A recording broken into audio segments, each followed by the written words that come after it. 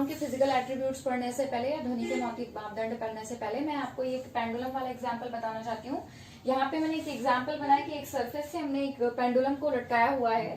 तो इसमें क्या होता है, आप इसके लिए एक हल्की सी लाइट बॉल भी ले सकते हो, घर पे ये एक्सपेरिमेंट कर सकते हो। इसमें क्या होता है, हम इसकी जो बीच की कंडीशन है, जब वो एक रिलैक्स मूड या शांत या विश्राम की अवस्था में होता है, इसको बोलते हैं हम इक्विलिब्रियम या मिडिल स्टेज। ठीक है, इससे जब हम इसको हल्का सा भी हिट करते हैं तो ये किस तरीके से मूव करता है ये हम देखेंगे।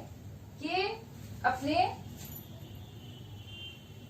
राइट साइड जाएगा सबसे मैक्सिमम स्टेज पे, ये सपोज ए पॉइंट हो गया, ये इधर जाएगा इसका बी पॉइंट, उसके बाद अगेन वो अपने मिडिल पोजीशन को होते हुए कहा जाएगा, दिस साइड सबसे मैक्सिमम, और फिर वो इससे वापस आएगा ए तक।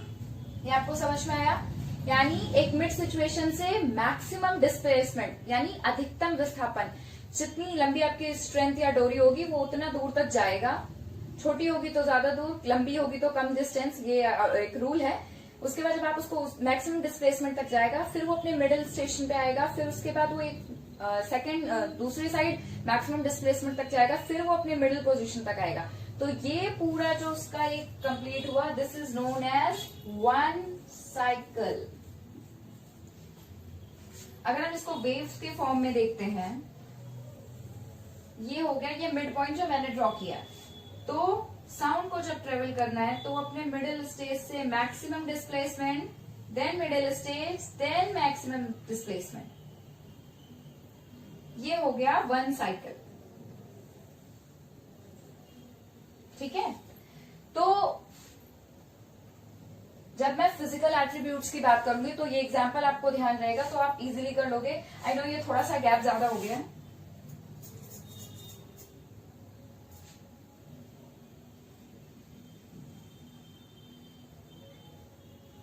ओके, तो ये जो मैक्सिमम डिस्प्लेसमेंट है इसको हम बोलते हैं एम्पलीट्यूड। इसको मैं स्मॉल ए से दिखा रही हूँ, मैक्सिमम डिस्प्लेसमेंट।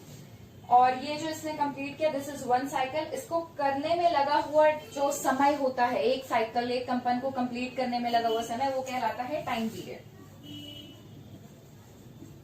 जिसको आप डिनोट करते हो टी से। ठीक है, तो फिजिकल एट्रीब्यूट करने से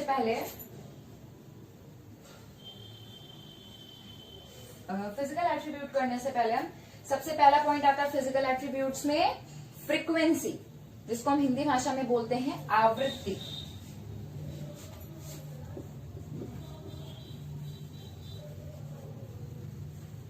फ्रीक्वेंसी या हिंदी भाषा में बोलते हैं आवृत्ति।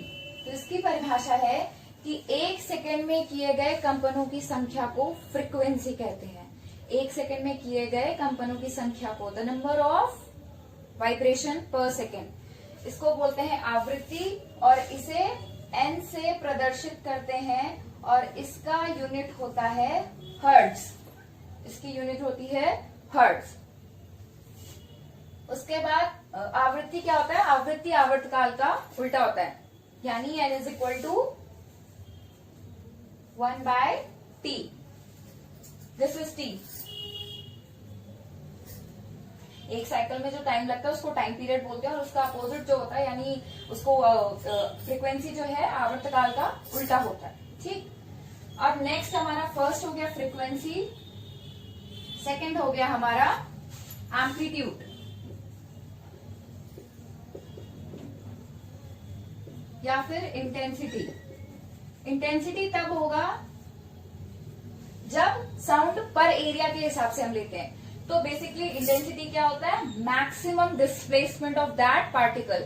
उस पार्टिकल का मीडियम में जो मैक्सिमम डिस्प्लेसमेंट हो रहा है, चाहे आप इस फॉर्म में देखो या इस फॉर्म में देखो, मैक्सिमम डिस्प्लेसमेंट होता है, उसको हम एम्पलीट्यूड या इंटेंसिटी बोलते हैं। और उसको हम मेजर करेंगे डीबी में,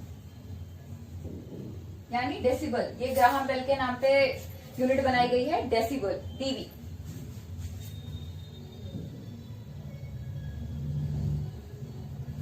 एंड थर्ड आता है आपका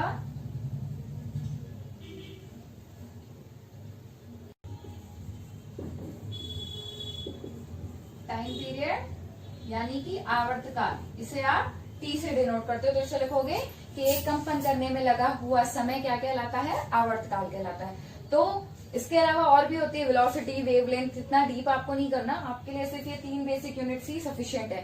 क्या क्या हो गया, frequency, intensity and time period, ठीक है। तो ये 3 चीजें क्या हो गई, फिजिकल एट्रीब्यूट्स ऑफ साउंड। एक बार हम फिर से रिवीजन करते हैं।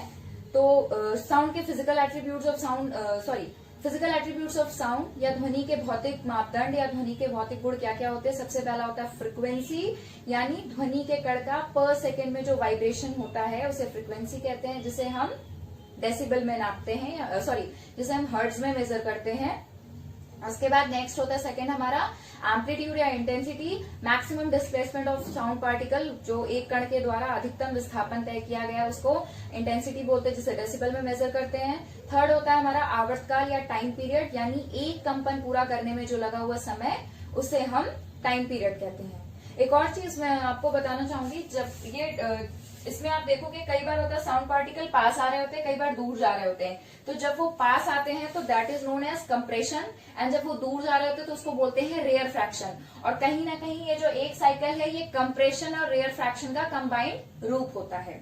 अब हमारे आगे बढ़ते हैं, आगे है हमारा साइकोलॉजिकली एट्रीब्यूट्स ऑफ साउंड।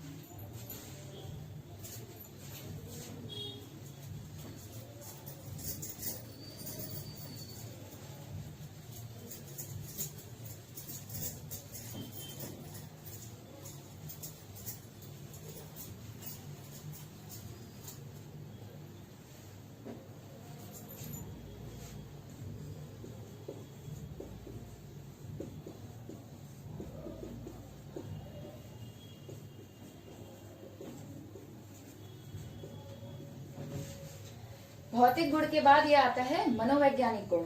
तो मनोवैज्ञानिक गुण क्या है, देखिए जब हम फिजिकल एट्रीब्यूट्स या भौतिक गुणों की बात करते हैं तो उसको कहीं ना कहीं हम इंस्ट्रूमेंट्स के थ्रू, अलग अलग यंत्रों के माध्यम से मेजर कर सकते हैं, यानी उसकी जांच कर सकते हैं। लेकिन आपको भी पता है ध्वनि कहीं ना कहीं एक मनोवैज्ञानिक भी गुण है। ध्वनि को महसूस किया जाता है, किसी व्यक्ति के कानों के द्वारा सुना जाता है, उसको गुणों की पहचान की जाती है। तो जब हम उसको एक व्यक्ति विशेष के आधार पर या महसूस करने के आधार पर या मानवीय लक्षणों के आधार पर उसकी व्याख्या करते हैं तो वो कहीं ना कहीं साइकोलॉजिकली या मनोवैज्ञानिक गुण होता है। इसमें इंस्ट्रूमेंट के माध्यम से हम उसे मेजर नहीं कर सकते। तो कहीं ना कहीं जितने भी फिजिकल एट्रीब्यूट्स है, जब हम उनका साइकोलॉजिकली या मनोवैज्ञानिक गुण रखते हैं तो उसको साइकोलॉजिकल एट्रीब्यूट बोलते हैं, जिसमें सबसे पहला होता है पिच।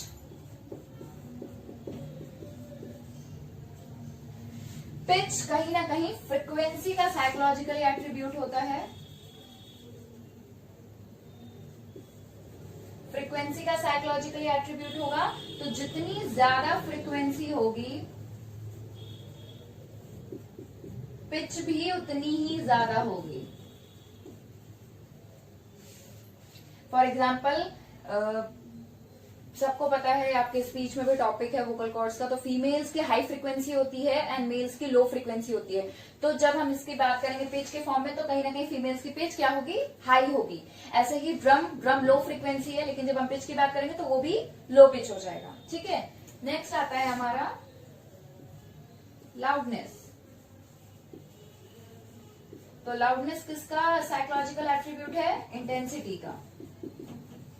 सेम किसी भी चीज की इंटेंसिटी यानी उसका डेसिबल ज्यादा होगा वो ज्यादा लाउड महसूस होगा, और कम होगा तो वो कहीं ना कहीं सॉफ्ट हमें साउंड लगेगा। फॉर एग्जाम्पल कुछ लोगों को शौक होता है क्लासिकल साउंड है तो वो उसको थोड़ा सॉफ्ट म्यूजिक पे सुनते हैं, कुछ को होता है कुछ डांस परफॉर्मेंस वाला सॉन्ग है तो उसको बहुत लाउड सुनना पसंद करते हैं। तो this is correlated with the intensity of the sound.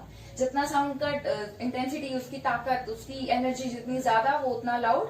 तो ये किस तरीके से होगा, लाउड साउंड और सॉफ्ट साउंड। नेक्स्ट होता है क्वालिटी। क्वालिटी को हम इस तरह से मेजर कर सकते हैं, जैसे आपको 2 सबसे इंपॉर्टेंट गुण मैंने बता दिए, फ्रीक्वेंसी एंड इंटेंसिटी। कई बार हो सकता है, एक एग्जांपल लेते, 2 इंस्ट्रूमेंट लेते, दोनों इंस्ट्रूमेंट की हम फ्रीक्वेंसी और इंटेंसिटी सेम रखते हैं, लेकिन क्या उसका साउंड को जो हम परसीव करेंगे वो एक जैसा होगा, नहीं। फॉर एग्जाम्पल हमने बोल दिया फीमेल्स की फ्रीक्वेंसी हाई होती है, लेकिन जब आपकी 2 बेस्ट फ्रेंड जो सेम एज की हैं, दोनों फीमेल्स हैं, दोनों बात करेंगी तो आप उनमें डिफरेंस महसूस कर सकते हो।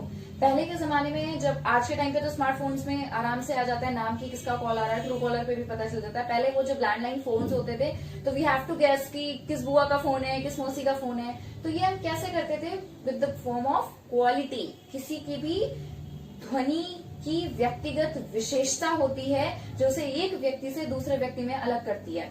सबके कोई ना कोई फेवरेट सिंगर्स होते हैं। कई बार होता है कि हम अपने फेवरेट सिंगर का गाना सुनते ही हमें ध्यान भी नहीं है तो भी हम उसको सुन के पहचान लेते हैं, अरे ये इसकी आवाज है। क्यों? क्योंकि उस व्यक्ति विशेष की वो गुणता है, चाहे वो बोलने में हो और चाहे वो ध्वनि उत्पन्न करे। जैसे फिजिकल, जैसे आप कह सकते हो कोई वस्तु है तो उस वस्तु की आवाज हो या फिर कोई व्यक्ति विशेष की आवाज हो, एक दूसरे से अंतर रखती है। तो ये क्या होता है, ये गुणता के आधार पर होता है। यानी हर वस्तु से जो ध्वनि उत्पन्न करती है उसका अपना एक इंडिविजुअल लक्षण होता है। तो हमने क्या क्या डिस्कस कर लिया। सबसे पहले साउंड क्या होता है, साउंड किस तरह से उत्पन्न होता है, साउंड किस तरह से ट्रेवल करता है, उसके फिजिकल क्या क्या एट्रीब्यूट्स होते हैं, साइकोलॉजिकल एट्रीब्यूट्स होते हैं। अगर आपको कोई भी कमेंट है, कोई भी डाउट है, आप पूछ सकते हो। मे भी हो सकता है मैं कोई पोर्शन छूट गया हूं मुझसे या मैं नहीं करा पाई हूं, तो प्लीज मुझे कमेंट बॉक्स में बताइए जिसको मैं आगे की वीडियोज में कंटिन्यू करा सकूं। Thank you.